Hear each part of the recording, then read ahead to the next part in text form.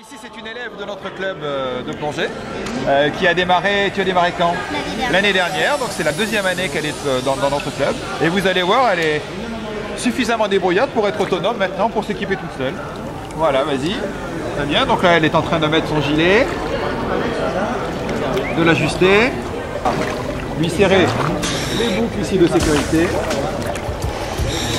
Rappelle les signes, celui-ci, celui-ci, tu te rappelles ce que ça veut dire, donc pas de soucis. On va se mettre à l'eau d'abord à plat ventre et ensuite on va aller se balader. Tu dis au revoir à la caméra.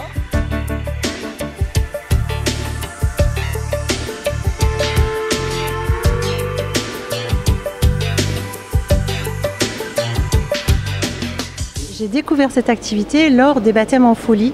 Voilà, cette manifestation-là, il y a maintenant 8 ans je crois, et ça a été une révélation. C'est une journée qui engage beaucoup de bénévoles. Il faut savoir que le club ne fonctionne qu'avec des bénévoles. Nous n'avons aucun salarié dans notre club. Donc cette journée est assez représentative de ce qui se passe toute l'année, c'est-à-dire l'engagement de chaque personne dans une activité bénévole. Qu'il soit enseignant ou pas enseignant d'ailleurs, qui s'occupe de l'accueil, qui s'occupe de la distribution du matériel, des briefings techniques, de l'organisation au sein du bassin, de la déco. Au milieu du bassin, nous avons mis plein de décorations avec des poissons, avec des algues qui permettent d'avoir une vision un petit peu, on va dire, un petit peu parallèle à ce qu'on peut trouver en milieu naturel.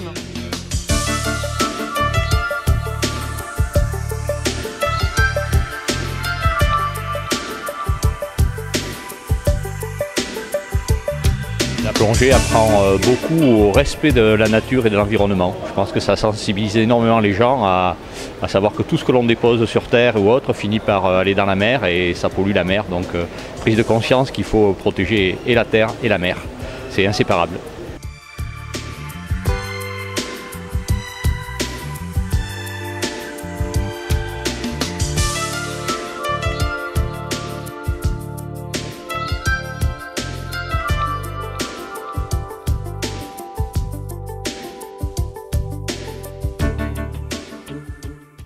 Donc l'activité de plongée sous-marine, elle est ouverte à tout le public, de 8 à 79 ans, voire plus, comme je le disais. Pas besoin de capacité technique ou autre particulière, juste, bien évidemment, savoir nager au moins une cinquantaine de mètres.